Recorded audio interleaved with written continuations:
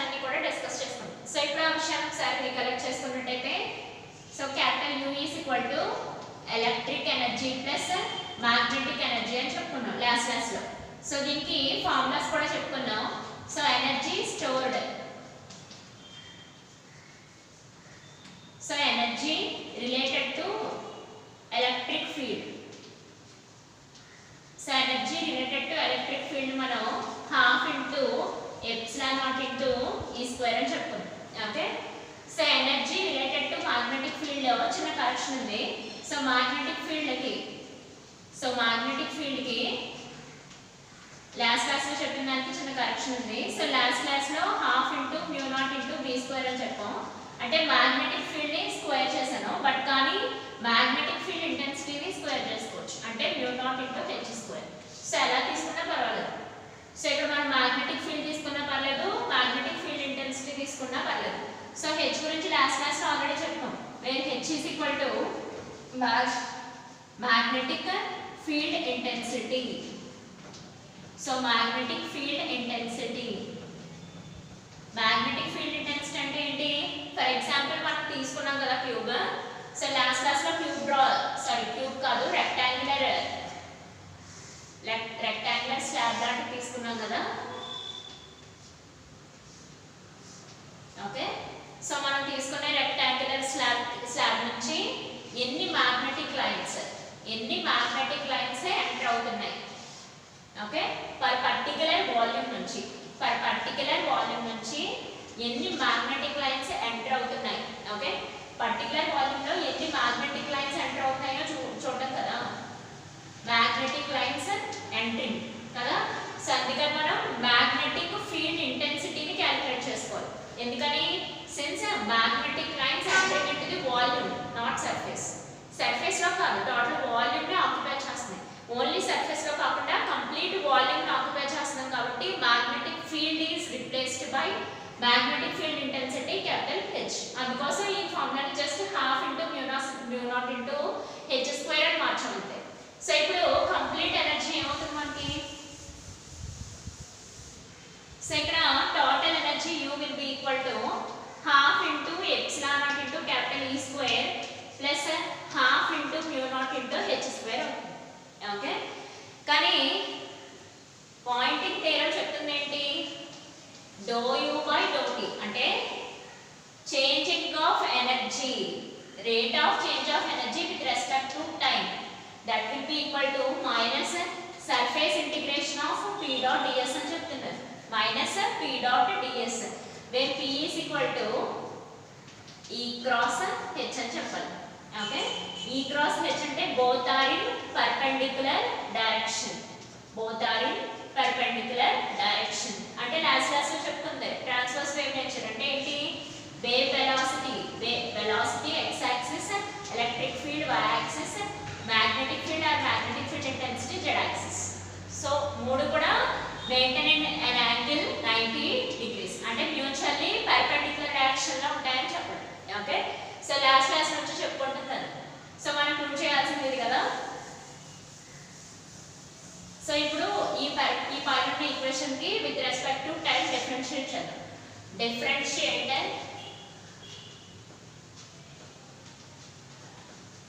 above equation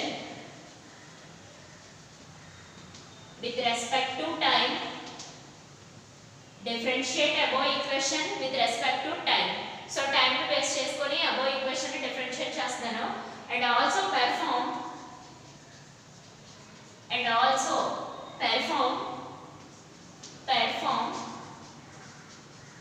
volume integration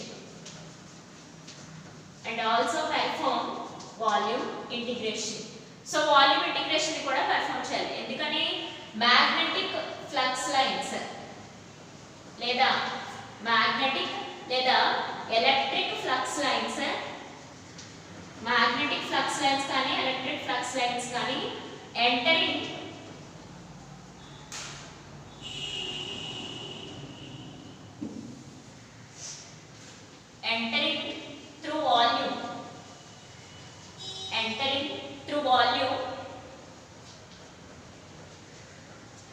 through volume but not surface area. Okay, surface area capital S. నేను explain చేసిందే board మీద రాశాను, ఒకసారి జాగ్రత్తగా అబ్జర్వ్ చేసినట్టయితే మ్యాగ్నెటిక్ ఫ్లక్స్ లైన్స్ అయినా ఎలక్ట్రిక్ ఫ్లక్స్ లైన్స్ అయినా through out the surface enter అవ్వట్లేదు, through out the volume enter అవుతున్నాయి. కాబట్టి పై ఈక్వేషన్ కి with respect to time differentiate చేసి at the same time volume integration ని కూడా పెర్ఫార్మ్ చేయాలి. ఓకే, సో రీజన్ అయితే ఇది. సో ఇదంతా మనకి లాస్ట్ క్లాస్ లో చెప్పుకుంది, కానీ లాస్ట్ క్లాస్ లో చెప్పిన దానికి చిన్న కన్సిడరేషన్, చిన్న కరెక్షన్ ఉంది. తప్పేమీ కాదు, బట్ కాకపోతే మనం తీసుకుంది సర్ఫేస్ ఏరియా అయితే మ్యాగ్నెటిక్ ఫీల్డ్ అని చెప్తాం, కానీ మనం వాల్యూమ్ కదా చెప్తున్నాం, అందుకని హెచ్ తీసుకుంటాం అంతే. మ్యాగ్నెటిక్ ఫీల్డ్ ఇంటెన్సిటీ అని తీసుకున్నాం అంతే. సో ఇది మ్యాగ్నెటిక్ ఫీల్డ్, ఇది మ్యాగ్నెటిక్ ఫీల్డ్ ఇంటెన్సిటీ, రెండింటికి చిన్న కరెక్షన్ ఉంది. ఓకే, సో ఇదంతా లాస్ట్ క్లాస్ లో డిస్కస్ చేసింది. సో ఇప్పుడు మనం దీనికి డిఫరెన్షియేషన్ చేసి at the same time volume integration కూడా చేయాలి. కానీ సో మనం ప్రూవ్ చేయాల్సింది ఏంటి, సో మనం ప్రూవ్ చేయాల్సింది ఏంటో ఒకసారి చూద్దాం. సో మనం ప్రూవ్ చేయాల్సింది ఒకసారి డిస్కస్ చేద్దాం.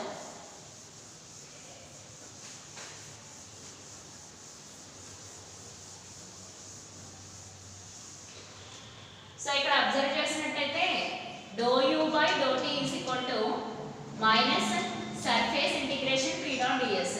సో ఈ మైనస్ ఉంది కదా, ఇక్కడున్న మైనస్, ఈ మైనస్ ఇటు సైడ్ పంపింది, అంటే minus do U by do T is equal to surface integration P dot D S. Okay, so ఇక్కడ మీరు అబ్జర్వ్ చేసినట్టయితే టోటల్ సర్ఫేస్ ఎనర్జీని డిఫరెన్షియేషన్ చేయాలి విత్ రెస్పెక్ట్ టు టైమ్, అంటే do by do T minus volume integration ని perform చేయాలి.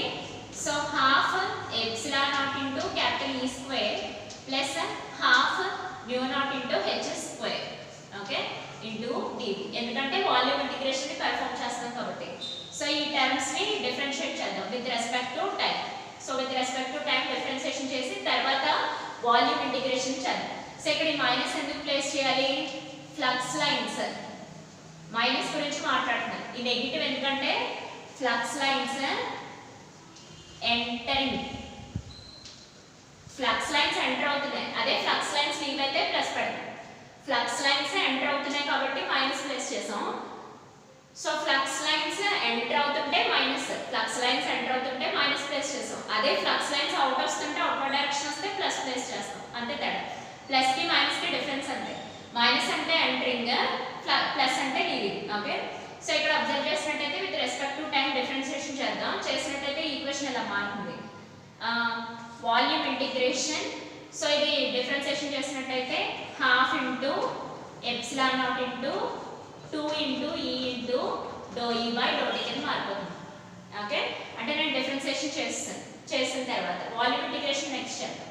Plus half into mu not into 2h into do H by do T. Okay, so into volume integration D. Okay, so ఇక్కడ 2 cancel అయింది, ఇక్కడ 2 sorry, so ఇక్కడ 2 cancel అయింది. ఓకేనా, so remaining terms ఏమున్నాయో రాసుకుందాం. So remaining terms ఏమున్నాయి, volume integration. So ఇక్కడ minus రాయాలి, ఖచ్చితంగా మైనస్ రాయాలి, చూసుకోవాలి. మైనస్ అంటే వాల్యూమ్ లోకి ఎంటర్ అవుతుందని చెప్పడం, మైనస్. సో ఇక్కడ రిమైనింగ్ టర్మ్స్ ఏమున్నాయి చూసినట్టయితే epsilon not into capital E into do E by do T plus mu not into H into do H by do T into T. Okay, so volume integration ని perform చేస్తాం. So ఇక్కడ మనం observe చేసినట్టయితే ఈ do E by do టీని do H by do టీని Maxwell's equations use చేసుకొని రాసుకోవచ్చు. అది ఒకసారి చూద్దాం. By using Maxwell's equations, by using Maxwell's equations, so Maxwell's equations use చేసుకొని do E by do T ని రాసుకోవచ్చు. Do E by do T అంటే gradient cross H by epsilon naught అని రాసుకోవచ్చు. Do E by do T. Okay, do E by do టీని gradient cross H by epsilon naught అని రాసుకోవచ్చు. మరి do H by do టీని ఎలా రాసుకోవచ్చు, so do H by do టీని minus gradient cross E by mu naught అని రాసుకోవచ్చు. ఓకే, ఓకేనా, మళ్ళీ చెప్తున్నాను చూడండి, 2 ఈక్వేషన్స్ ఉన్నాయి. సో ఇక్కడ చూసినట్లయితే ఓకే, సో ఇది do U by do T is equal to gradient cross H by epsilon naught అని రాసుకోవచ్చు. ఇక్కడ డో హెచ్ బై డో టీని minus gradient cross E by mu naught అని రాసుకోవచ్చు. ఓకే, సో ఇదే విషయాన్ని ఈక్వేషన్ వల్ల సబ్స్టిట్యూట్ చేద్దాం. ఈక్వేషన్ వల్ల సబ్స్టిట్యూట్ చేసుకోవచ్చు.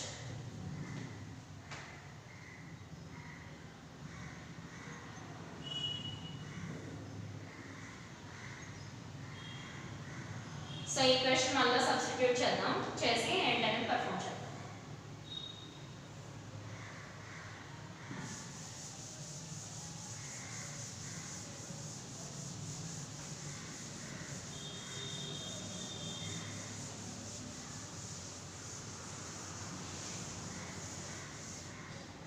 సో ఈక్వేషన్ వల్ల అదే సేమ్ సిచ్యువేషన్ సబ్స్టిట్యూట్ చేసినట్టయితే minus b into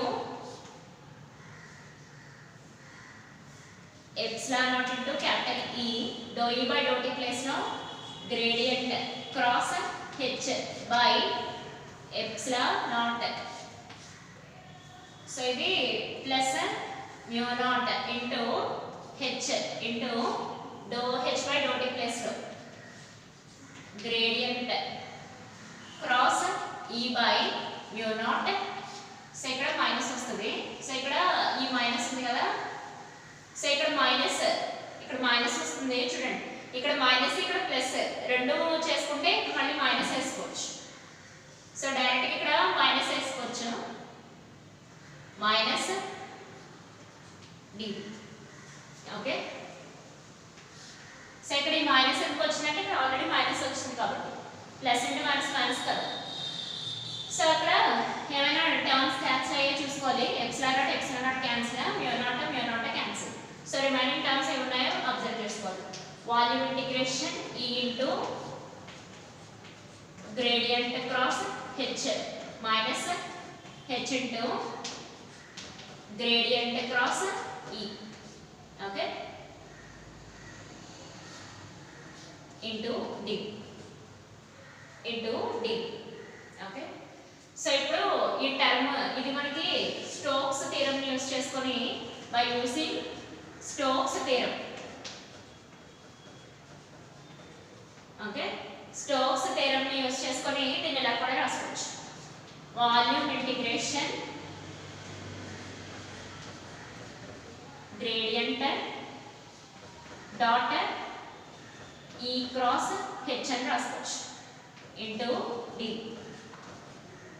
okay, so ఈ స్టోక్స్ థీరం యూజ్ చేసుకొని ఈ టర్మ్ ఎలా రాసుకోవచ్చు. ఓకేనా, సో ఈ టర్మ్ ఎలా రాసుకున్న తర్వాత రిమైనింగ్ డెరివేషన్ చూద్దాం. ఒకసారి చూద్దాం. ఇక్కడ రాయాలి first substitute do E by do T do H by do T values in equation 1. So equation 1 లో సబ్స్టిట్యూట్ చేసాం అన్నమాట. అంటే do E by do T values do H by do T values equation 1 లో substitute చేస్తే ఇవి ఇలా మారాయి.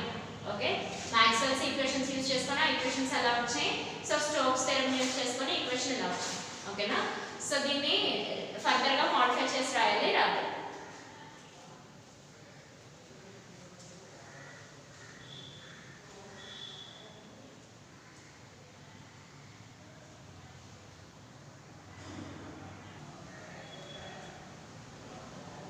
So ఇక్కడ ఈక్వేషన్ వచ్చింది కదా, ఈ ఈక్వేషన్ ని మళ్ళీ స్టోక్స్ థీరం ని యూజ్ చేసుకొని మళ్ళీ రాయాలి.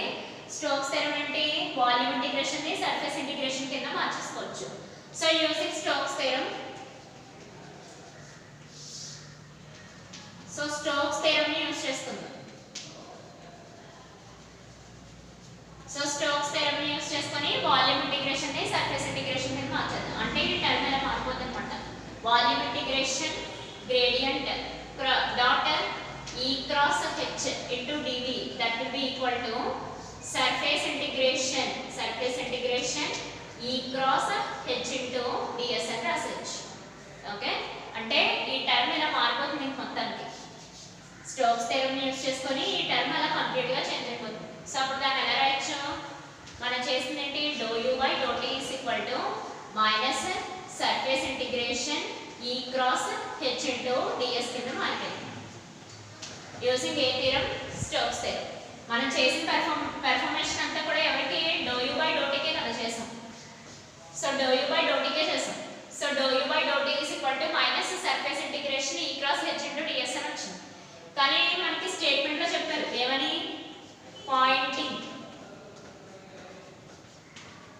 Poynting vector P is equal to E cross H.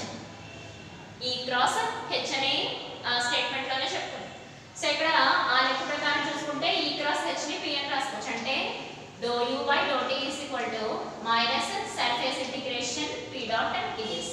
So మనం ప్రూవ్ చేయాలనుకున్న థీరం ప్రూవ్ అయిపోయింది. By using total energy U is equal to electrical energy plus magnetic energy. So దీన్ని half epsilon naught into E square కింద తీసాం. దీన్ని half mu naught into H square కింద రాస్తాం. Okay, through out the volume entering కాబట్టి enter అవుతుంది కాబట్టి minus place చేస్తాం. మాక్స్వెల్స్ ఈక్వేషన్స్ యూస్ చేసుకున్నాం. సో ఆ మాక్స్వెల్స్ ఈక్వేషన్స్ కూడా ఏం యూస్ చేసాం? So Maxwell's equations Stokes theorem రెండు సార్లు యూస్ చేసుకున్నాం. సో యూస్ చేసుకొని పాయింటింగ్ థియరమ్ చెప్పాం. ఏమని? Maxwell's equations dou U by dou T is equal to gradient across H by epsilon naught ఒకసారి యూస్ చేసాం. So dou H by dou T is equal to minus gradient across E by mu naught ఒకసారి use చేసాం. Maxwell's equations Stokes theorem రెండు సార్లు use చేసాం. First ఒకసారి, second time volume integration ని surface integration ని యూస్ చేయడం కోసం. సో ఈ అన్ని థియరమ్స్ యూస్ చేసుకొని మనం పాయింటింగ్ థియరమ్ ని ప్రూవ్ చేసాం. ఎలాగా? dou U by dou T is equal to minus surface integration P dot ds, where P is equal to E cross H అని ప్రూవ్ చేసాం. సో ఇదంతా పాయింటింగ్ థియరమ్ కి సంబంధించిన derivations. Okay, next electromagnetic waves experimental గా చూడాలి. అది hedge experimental అంటారు. So అక్కడతో మనకి ఈ చాప్టర్ కంప్లీట్ అయిపోతుంది. Next 4th unit 5th unit చెప్పాలి. 4th యూనిట్ అంతా కలిపి ఒకటే చాప్టర్, 7th చాప్టర్ అన్నమాట. తర్వాత 5th unit 8th chapter display electronics చెప్పు.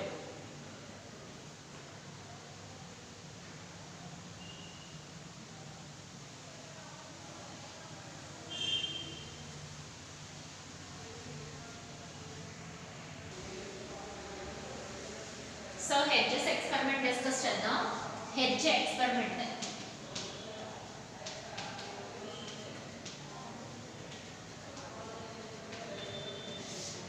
సో హెడ్జ్ ఎక్స్పెరిమెంట్ డిస్కస్ చేద్దాం. యాక్చువల్లీ మాక్స్వెల్స్ ఈక్వేషన్ పరంగా థియరిటికల్ పరంగా చెప్పారు కానీ ఎక్స్పెరిమెంటల్ పరంగా ఎలక్ట్రోమాగ్నెటిక్ వేవ్స్ గురించి డిస్కస్ చేయలేదట. సో తర్వాత వచ్చిన సైంటిస్ట్ హెడ్జ్ ఎక్స్పెరిమెంటల్ సెటప్ తో మనకి ఎలక్ట్రోమాగ్నెటిక్ వేవ్స్ ని డిస్కస్ చేశారు. సో దానికోసం తీసుకునే ఎక్స్పెరిమెంటల్ సెటప్ ఇలా ఉందన్నమాట. ఫస్ట్ స్క్వేర్ షేప్ లో A and B అనే రెండు మెటాలిక్ ప్లేట్స్ తీసుకున్నారు. వాటి మధ్య కొంత డిస్టెన్స్ ఉండేలా ప్లేస్ చేస్తారు. Okay, so A and B అనే స్క్వేర్ షేప్ లో ఉన్న మెటాలిక్ ప్లేట్స్ ని తీసుకున్నారు. Square shape metallic plates. So square shape లో ఉన్న మెటాలిక్ ప్లేట్స్ ని తీసుకున్నారు. సో ఇక్కడ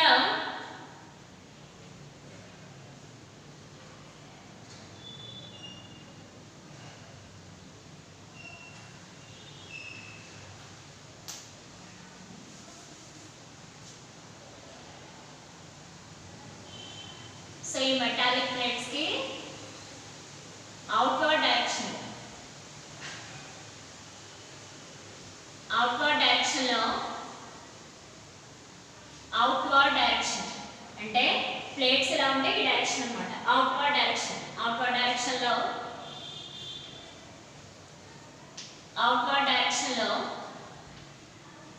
మెటల్ కండక్టింగ్ వైర్స్ ని ప్లేస్ చేశారు.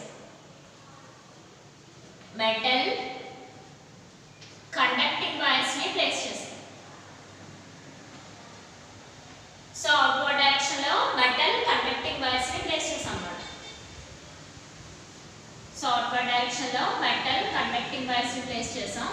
సో వాటికి ఎండ్స్ లో మెటాలిక్ వైర్స్ కి ఎండ్స్ లో CD అనే బ్రాస్ స్పియర్స్ ని కనెక్ట్ చేసాం.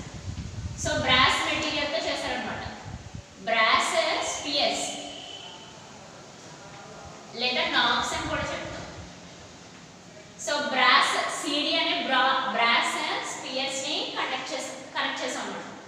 ఎవరికి ఇలా అవుట్వర్డ్ డైరెక్షన్ లో మెటాలిక్ కండక్టింగ్ వైర్స్ తీసుకొని వాటికి చివరన బ్రాస్ స్పియర్స్ ని లేదా బ్రాస్ బాల్స్ నాబ్స్ ని కనెక్ట్ చేస్తాం.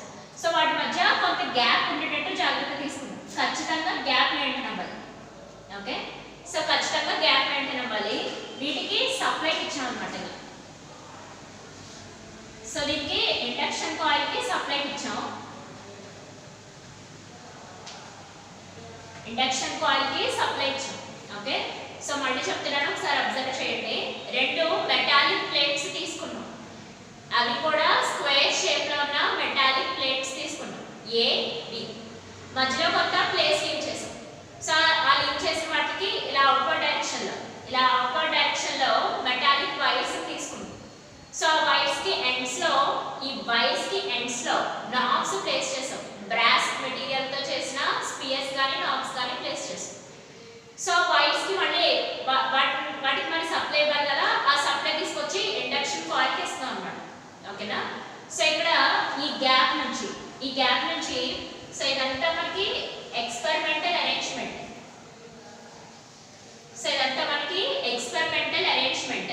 ఓకే, సో ఎక్స్పెరిమెంటల్ అరేంజ్మెంట్ లో డిటెక్టర్ కూడా ఉంటుంది. ఆ డిటెక్టర్ కొంత డిస్టెన్స్ లో ఇక్కడ ప్లేస్ చేస్తాం. ఇవి ఒక రెండు బ్రాస్ స్పియర్స్ తీసుకుంటాం. ఈ అండ్ ఎఫ్ అనే బ్రాస్ స్పియర్స్ తీసుకుంటాం. సేమ్ ఇవే బ్రాస్ స్పియర్స్ తీసుకుంటాం. సో ఇక్కడ ఇది కండక్టింగ్ వైర్ అన్నమాట. సో ఇది మనకి conducting wire. So conducting metal ని లేదా కండక్టింగ్ వైర్ ని తీసుకుంటాం. ఖచ్చితంగా ఈ గ్యాప్ మాత్రం కంపల్సరీ. ఓకే, వాటి మధ్య గ్యాప్ మాత్రం కంపల్సరీ. సో మళ్ళీ ఒకసారి ఎక్స్పెరిమెంటల్ అరేంజ్మెంట్ ని జాగ్రత్తగా డిస్కస్ చేసినట్టయితే ఏ బి అనే స్క్వేర్ షేప్ లో ఉన్న మెటాలిక్ ప్లేట్స్ తీసుకుంటాం. వాటికి కనెక్టింగ్ వైర్స్ యూస్ చేసి అవుట్వర్డ్ డైరెక్షన్ లో ప్లేస్ చేసి వాటికి ఎండ్స్ లో బ్రాస్ స్పియర్స్ ని పెడతాం. ఓకే, సో వాటికి సప్లై ఇవ్వడం కోసం ఇండక్షన్ కాయిల్ ని ప్లేస్ చేస్తాం. ఎట్ ద సేమ్ టైం వీటి మధ్య గ్యాప్ మాత్రం కంపల్సరీ. వీటిని అంతటిని డిటెక్ట్ చేయడం కోసం ఒక డిటెక్టర్ ని యూస్ చేస్తాం. ఆ డిటెక్టర్ ఈ షేప్ లో ఉంటుంది. సో డిటెక్ట్ చేయడం కోసం యూస్ చేసేది డిటెక్టర్. అంటే ఎలక్ట్రోమాగ్నెటిక్ వేవ్స్ జనరేట్ అవుతున్నాయా లేదా తెలియడం కోసం యూస్ చేసేది డిటెక్టర్. సో ఆ డిటెక్టర్ కూడా సేమ్ ఇలాగే ఉంటుంది. ఈ ఎఫ్ అనే బ్రాస్ స్పియర్స్ ఉంటాయి. ఎట్ ద సేమ్ టైం అది కండక్టింగ్ వైర్ కూడా ఉంటుంది. ఓకే, బ్రాస్ స్పియర్స్ అన్న బ్రాస్ నాబ్స్ అన్న ఉంటాయి. సో ఇదంతా ఎక్స్పెరిమెంటల్ సెటప్. ఇప్పుడు ఏది ఎలా వర్క్ చేస్తుంది, అసలు ఎలక్ట్రోమాగ్నెటిక్ వేవ్స్ ఎలా జనరేట్ అవుతాయి ఇప్పుడు డిస్కస్ చేద్దాం. ఓకేనా, సో దీన్ని ఎలక్ట్రోమాగ్నెటిక్ వేవ్స్ జనరేట్ అవుతున్నాయో లేదో చూడడం కోసం యూస్ చేసేది డిటెక్టర్. ఓకే, సో ఇక్కడ ఈ F brass spheres. So gap compulsory, చుట్టూ కండక్టింగ్ వైర్ ని ప్లేస్ చేస్తాం. సో ఇప్పుడు దీని వర్కింగ్ ఎలాగో చూద్దాం. ఇదంతా కన్స్ట్రక్షన్ పార్ట్, మరి వర్కింగ్ ఎలాగో చూడాలి కదా. సో ఇక్కడ మనం అబ్జర్వ్ చేసినట్టయితే ఏ బి అనేవి మనకి కెపాసిటర్ లా వర్క్ చేస్తాయి.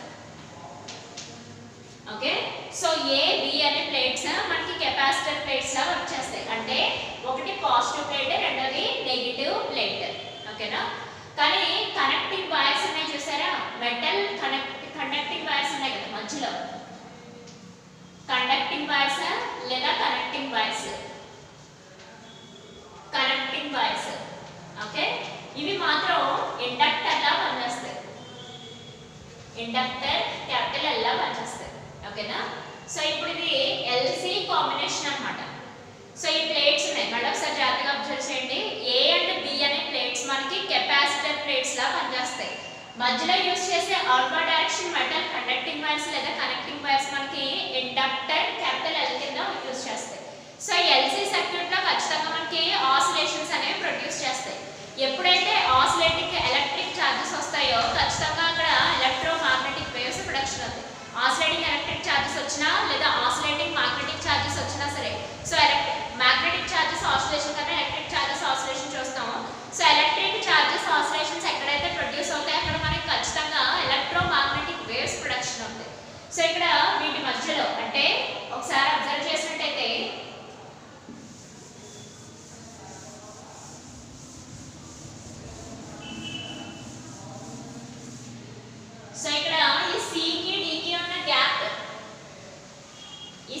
కి డి కి స్పియర్స్ కి మధ్యలో ఉన్న గ్యాప్ లో ఇలా ఒక స్పార్క్ వస్తుంది. సో ఈ స్పార్క్ కూడా మనకి ఆసిలేటింగ్ ఎలక్ట్రిక్ చార్జెస్ వల్ల వస్తుంది. సో ఈ స్పార్క్ కూడా మనకి ఆసిలేటింగ్ ఎలక్ట్రిక్ చార్జెస్ వల్ల వస్తాయి. సో ఎప్పుడైతే ఆసిలేటింగ్ ఎలక్ట్రిక్ చార్జెస్ వచ్చాయో అక్కడ ఖచ్చితంగా మనకి ఎలక్ట్రోమాగ్నెటిక్ వేవ్స్ జనరేట్ అవుతాయి. Okay, so electromagnetic waves generate అవుతాయి. అర్థమైందా? సరే, ఒకసారి మళ్ళీ డిస్కస్ చేద్దాం. చూడండి, కెపాసిటర్ ఏ బి మనకి కెపాసిటర్ గా వర్క్ చేస్తాయి. కెపాసిటర్, ఓకేనా? సో ఏ బి మనకి కెపాసిటర్ గా వర్క్ చేస్తాయి. ప్లేట్స్ ఒకటి positive plate, negative plate. Conducting voice use చేసుకునేది కనెక్టింగ్ లేదా కండక్టింగ్ వాయిస్. కనెక్టింగ్ లేదా కండక్టింగ్ వాయిస్ యూస్ చేసుకునేది క్యాపిటల్ ఎల్, ఇండక్టర్ కింద పనిచేస్తుంది. ఇండక్టర్. ఓకే, ఈ ఎల్సి కాంబినేషన్స్ వచ్చినప్పుడు మనం ఇండక్షన్ కాయిల్ నుంచి హై వోల్టేజ్ సప్లై ఇచ్చినప్పుడు, ఇండక్షన్ కాయిల్ నుంచి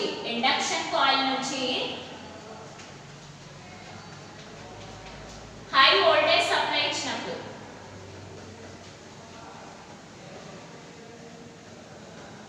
ఓకే, ఇండక్షన్ కాయిల్ నుంచి హై వోల్టేజ్ సప్లై ను ఇస్తున్నప్పుడు ఇండక్టర్ ఎల్ అంటే కనెక్టింగ్ వైర్స్, ఈ వైర్స్ ఉన్న ఎల్. సో ఇది ఎల్, ఇండక్టర్ ఎల్. ఇక్కడ యూస్ చేసే కెపాసిటర్ సి.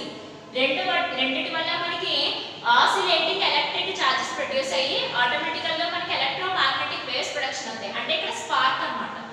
సి కి డి కి మధ్యలో స్పార్క్ వస్తుంది. ఆ స్పార్క్ ఎందుకు వస్తుందంటే ఆసిలేటింగ్ ఎలక్ట్రిక్ చార్జెస్ వల్ల వస్తాయి. సో ఆసిలేటింగ్ ఎలక్ట్రిక్ చార్జెస్ ఎక్కడైతే వచ్చాయో అక్కడ ఎలక్ట్రోమాగ్నెటిక్ వేవ్స్ జనరేట్ అవుతాయి. ఆ వేవ్స్ జనరేట్ అయ్యే విషయం ఎవరి వల్ల తెలుస్తుంది? డిటెక్టర్ వల్ల తెలుస్తుంది. అర్థమైందా?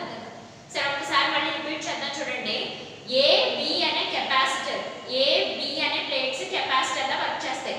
మధ్యలో అవుట్వర్డ్ డైరెక్షన్ లో కనెక్ట్ చేసిన కనెక్టింగ్ వైర్స్ ఇండక్టర్ కింద యూస్ చేస్తుంది, క్యాపిటల్ ఎల్.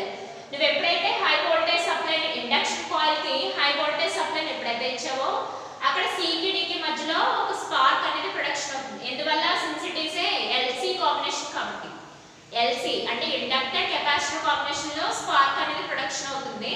సో ఆ స్పార్క్ లో మనకి ఏముంటాయి? ఆసిలేటింగ్ ఎలక్ట్రిక్ చార్జెస్ ఉంటాయి. Okay, so oscillating electric charges వస్తే ఖచ్చితంగా అక్కడ ఎలక్ట్రోమాగ్నెటిక్ వేవ్స్ జనరేట్ అవుతాయి. సో ఆ జనరేట్ అయిన విషయం ఎలా తెలుస్తుంది మనకి? బై యూజింగ్ డిటెక్టర్ డిటెక్ట్ చేస్తాం అన్నమాట. మరి ఆసిలేషన్స్ జనరేట్ అవుతాయి కదా, ఎలక్ట్రోమాగ్నెటిక్ వేవ్స్ జనరేట్ అవుతాయి కదా, వీటికి ఫ్రీక్వెన్సీ చెప్పాలంటే మనకి మాత్రం సో ఫ్రీక్వెన్సీ F = 1/2π√LC అన్నమాట. ఓకే, సో ఇక్కడ L అంటే ఏంటి మనకి? Conducting wires. సో అక్కడ నేను కండక్టింగ్ వైర్స్ అని చెప్తున్నాను కదా, మధ్యలో అవుట్వర్డ్ డైరెక్షన్ లో యూస్ చేసింది. ఇలా అవుట్వర్డ్ డైరెక్షన్ లో యూస్ చేసిన కండక్టింగ్ వైర్స్ మనకి ఇండక్టర్. మరి కెపాసిటర్ ఏంటి? ఆల్రెడీ తీసుకున్న 2 స్క్వేర్ ప్లేట్స్, ఏ బి అనే స్క్వేర్ ప్లేట్స్. ఓకేనా? సో అది ఫ్రీక్వెన్సీ, వాటికి ఉన్న ఎలక్ట్రోమాగ్నెటిక్ వేవ్స్ యొక్క frequency by using this formula చెప్తాం. F = 1/2π√LC అన్నమాట. సో ఇంకా ఆసిలేటింగ్ ఎలక్ట్రిక్ చార్జెస్ వస్తే, స్పార్క్ వచ్చిందంటే అక్కడ ఆసిలేటింగ్ ఎలక్ట్రిక్ చార్జెస్ ఉన్నట్టు, వాటి వల్ల ఎలక్ట్రోమాగ్నెటిక్ వేవ్స్ జనరేట్ అవుతాయి. ఆ విషయం డిటెక్టర్ డిటెక్ట్ చేస్తుంది. డిటెక్టర్ చెప్తుంది అన్నమాట, ఎలక్ట్రోమాగ్నెటిక్ వేవ్స్ జనరేట్ అయ్యే విషయం డిటెక్టర్ చెప్తుంది. ఓకేనా? సో ఇదంతా మనకి హెడ్జ్ ఎక్స్పెరిమెంట్ గురించి. సో ఇక్కడ జనరేట్ అయిన ఎలక్ట్రోమాగ్నెటిక్ వేవ్స్ ఈ రకంగా జనరేట్ అవుతాయి అన్నమాట. ఒకసారి డయాగ్రామ్ వేసి చూద్దాం.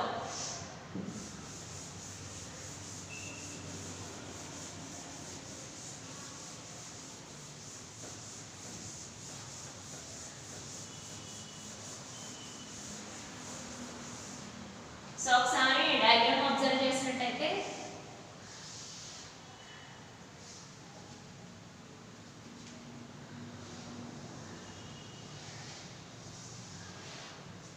సో ఇది ఎలక్ట్రిక్ ఫీల్డ్ వల్ల జనరేట్ అయిన వేవ్ ఇది.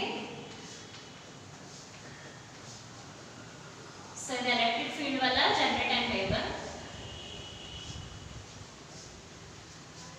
ఓకే, అంటే అప్వర్డ్ డైరెక్షన్ ఒకటి, డౌన్వర్డ్ డైరెక్షన్ ఒకటి, అంటే క్రస్ట్ ఒకటి, ట్రఫ్ ఒకటి. ఇది మ్యాగ్నెటిక్.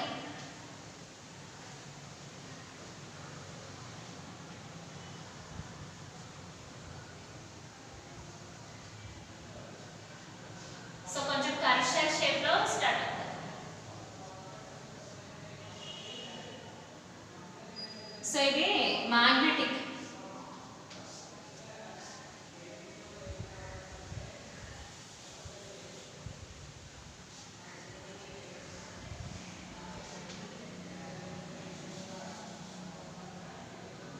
ఇది మ్యాగ్నెటిక్ ఎనర్జీ వల్ల ప్రొడ్యూస్ అయిన షేప్. సో ఇది మ్యాగ్నెటిక్ ఎనర్జీ వల్ల ప్రొడ్యూస్ అయిన వేవ్ అన్నమాట. ఓకే, సో ఇది వేవ్ ఎలా జనరేట్ అవుతుంది ఆ విషయం డిటెక్టర్ చెప్తుంది. ఓకేనా, సో ఇది ఇలా మ్యాగ్నెటిక్ ఎనర్జీ ఇది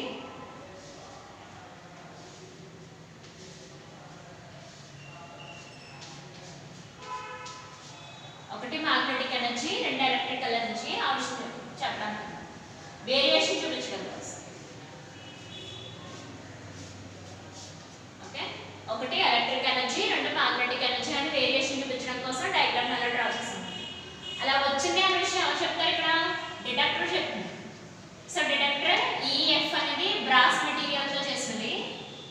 బాల్స్ స్పియర్స్ మనం తీసుకున్న స్పియర్స్ అన్నమాట. దీనికి కనెక్టింగ్ వైర్ ప్లేస్ చేస్తాం.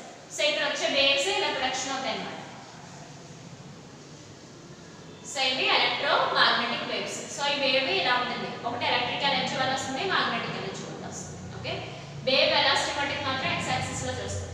ఓకేనా, so with respect to y axis electric field changes, with respect to z axis magnetic energy changes అని చెప్తాం. ఓకే, ఇదంతా ఎలక్ట్రో మ్యాగ్నెటిక్ వేవ్స్ గురించి. At the same Maxwell's equations చెప్పుకున్నాం, at the same time H S experiment చెప్పుకున్నాం. సో దీంతో మనం